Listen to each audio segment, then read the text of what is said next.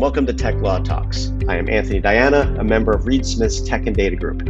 In each episode of this podcast, we will discuss cutting-edge issues on technology, data, and the law. We will provide practical observations on a wide variety of technology and data topics to give you quick and actionable tips to address the issues you are dealing with every day. Hello, everyone, and welcome to today's episode of our Reed Smith's Tech Law Talk podcast. In today's episode, we will update you on recent developments in Europe and especially Germany on the use of cloud services and related data processing agreements and data protection topics, both from a provider and from a customer perspective.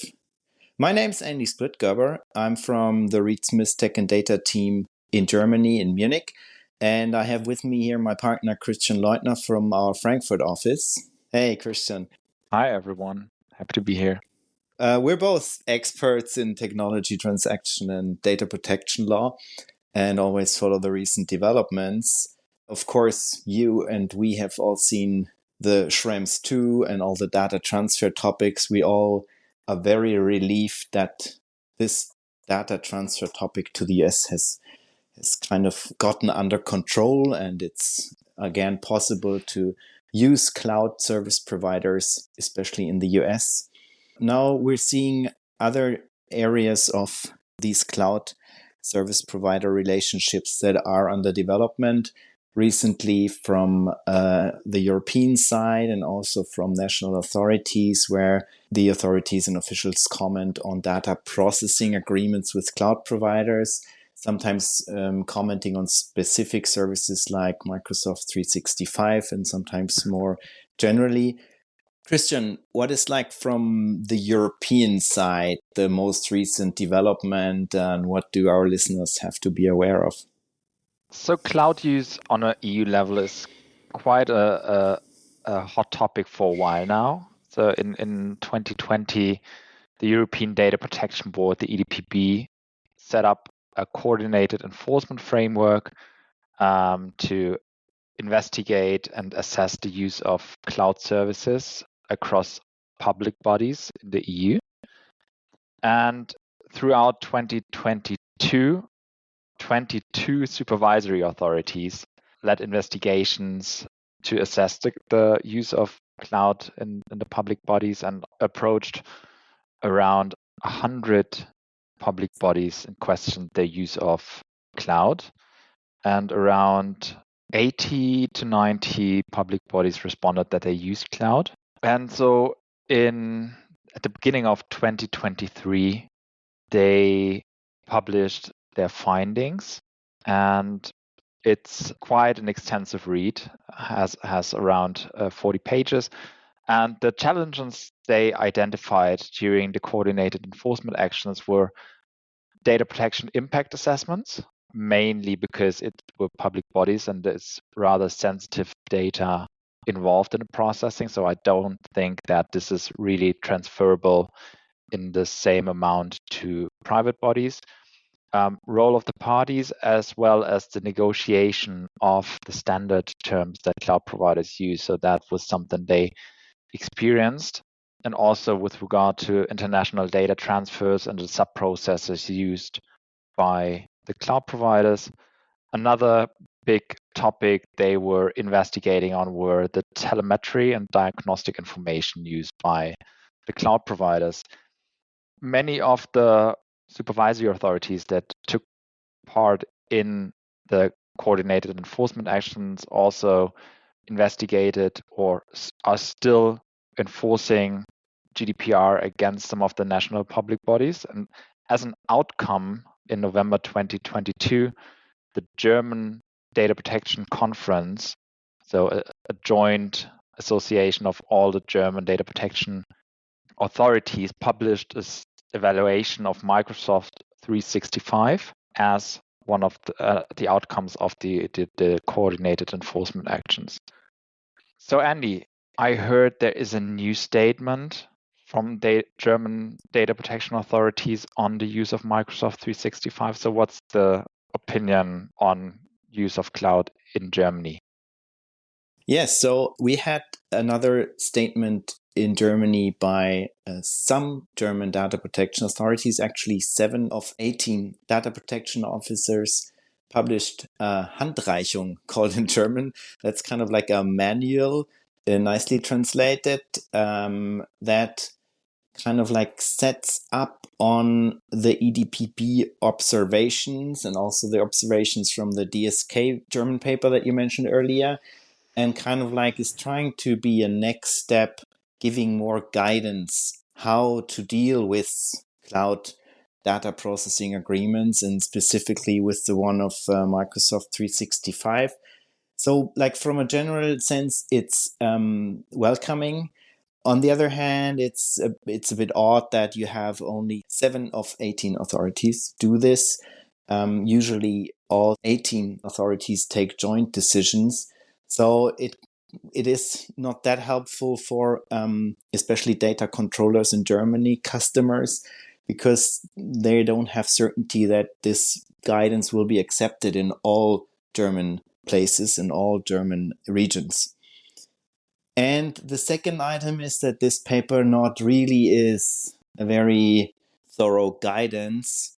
It is just a bit more than the observations from the EDPB. So, for example, it mentions organizations shall change the DPA with Microsoft regarding processing of data for own purposes by Microsoft. Such processing shall not be permitted, or at least it shall be specifically spelled out what the exact purposes are and what the justifications are.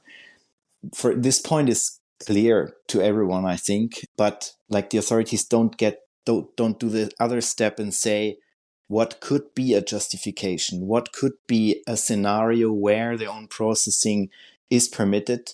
For example, improvement of services with pseudonymous data.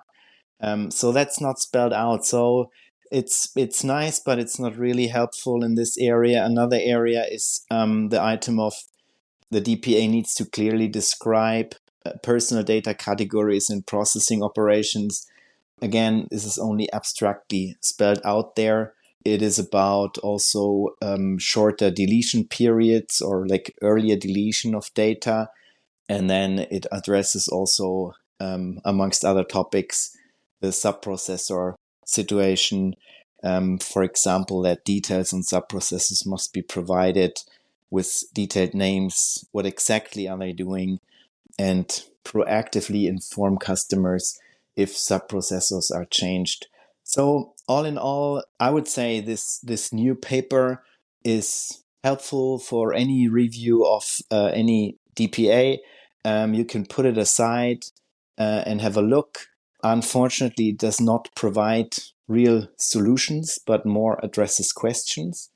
And I don't know, Christian, how you see it, but I think like a company like Microsoft or other big cloud providers, they likely, they have their position, will not accept any or many of these points, and often they also will have a reason for that. What do you think, Christian? Yes, I really doubt that CSPs implement changes, because most of the time they really have a reason. So they need data on the usage, on the telemetry, to find errors, to bug fix, but also to develop new products. So if we want to have the development, and we all have this, or the EU has this huge data and digital strategy, so there shall be the improvement and the evolution of the IT. So we need to have this use of data to develop new products. So I really can't see that the cloud providers will really pick all the ideas. Of course, they will review the suggestions, not just by the German authorities, but also by other authorities, and see what might be worth, or what actually can be implemented, given that it's a highly standardized and scalable business. But also, you always have to keep in mind that the user or the customer of such cloud services can do a lot on its end. So when the DPAs require shorter or request shorter deletion periods, there's often the possibility to delete the data on the customer end. So it's not just to rely on the cloud service provider, but also be more proactive when using cloud. And also, of course, if you have a storage service, there's a lot of opportunities what kind of data you store in the service to request from cloud service provider to set out all the details in its standard data processing agreement rather than have it on the customer end documented in detail. I don't know where the value add might be. So I can't see that storage services will offer this highly bespoke opportunity to attach the description of data categories and things into the standard data processing agreements. Yeah, I think I totally agree, and I think that's also a problem that, like, especially this German statement only looks at the data processing agreement and not at the full situation of the cloud relationship. Definitely. So it's just a small part. Of course, the standard services are often in a data processing scenario, but you cannot really have a look or this very isolated look on this particular area. And with the new, let's say, requirements under the NIS2 directive, where a lot of companies and also cloud service providers have to provide for a certain level of security and have this own obligation, they also need to have this internal procedures in place to ensure that the security level. So this might also, again, an area where they are rather a controller than a processor, but it still is closely connected to the services they provide to their customers. So I fully agree. It's just a part, but it's not the full picture. Yeah. And I mean, that's a good buzzword, the controller topic. I mean, that's one that is being discussed a lot and that I think where data protection authorities have a close look at. And I recently was also at a conference where I heard a German data protection authority discuss this topic as well. Only raise questions, not give answers. I remember there was this paper by the CNIL or the statement on their website last year on the use of data by cloud providers or by data processors for own purposes. And I think that's like, if you compare it to EDPB and what we discussed so far, I thought that was more of a more solid statement with a bit more guidance. So the CNIL said basically, yes, we see the requirement of the cloud providers to process the data for own purposes. And there basically must be two requirements. One, the data controller, so the customer must generally agree, so they must consent somehow, not from a data protection consent perspective, but more from a data business secrecy perspective. So they must be okay. That can be done in the MSA or in the DPA. And then the controller, there must be a justification for the processing, because if there's personal data involved, anything that changes to the processor or to the cloud provider as controller requires a justification. Even if it's the step of anonymizing data, you still need a justification. And for example, for anonymizing data, the CNIL said, okay, if the anonymized data is used to improve the service or to detect errors, then there is an Article 6.1f balancing of interest justification to do this step of anonymization for then the cloud provider to use the data. So I think that's quite a helpful guidance. Now, again, on the where I heard the German authority, they said they think this is too liberal. They will handle things more restrictively. So I think we get here and there some guidance. Authorities don't make it easy. We still have a lack of harmonization in Europe. Christian, just for closing takeaway, what's your takeaways for our listeners?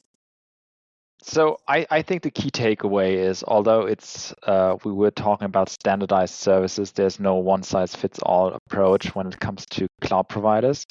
And you have to really look into what services are provided and what is the scope of processing and what actions can you take on the customer side and what can you potentially document on your end rather than request it to be written in the contract or in the documentation of the service provider. So I think to have a rather practical approach to end with good news, and you started it with Schrems 2, at least the data transfer topics is at least temporarily solved when it comes to US transfer. So we have the EU-US data privacy framework. So at least we can rely on those mechanisms to transfer data to the US to use cloud providers in the US. For how long, I don't have an answer, to be honest. I hope that it'll last longer than the Privacy Shield, but I think that's another topic. Yeah, that's definitely positive. And I think the takeaways are also good items, both for the cloud providers and the customers. Thanks, Christian. Thanks, Andy. Thank you very much, listeners. This was today's episode of our Reed Smith Tech Law Talks podcast. We thank you very much for listening. Please leave your feedback and comments in the comments field or send us an email. We hope to welcome you soon in one of our next episodes. Thank you very much and have a nice day. Bye-bye. Tech Law Talks is a Reed Smith production. Our producer is Ali McCardle. For more information about Reed Smith's tech and data practice, please email techlawtalks@reedsmith.com. You can find our podcast on Spotify, Apple Podcasts, Google Podcasts, Stitcher, and reedsmith.com, and our social media accounts at Reed Smith LLP on LinkedIn, Facebook, and Twitter. This podcast is provided for educational purposes. It does not constitute legal advice and is not intended to establish an attorney-client relationship, nor is it intended to suggest or establish standards of care applicable to particular lawyers in any given situation. Prior results do not guarantee a similar outcome. Any views, opinions, or comments made by any external guest speaker are not to be attributed to Reed Smith LLP or its individual lawyers. All rights reserved.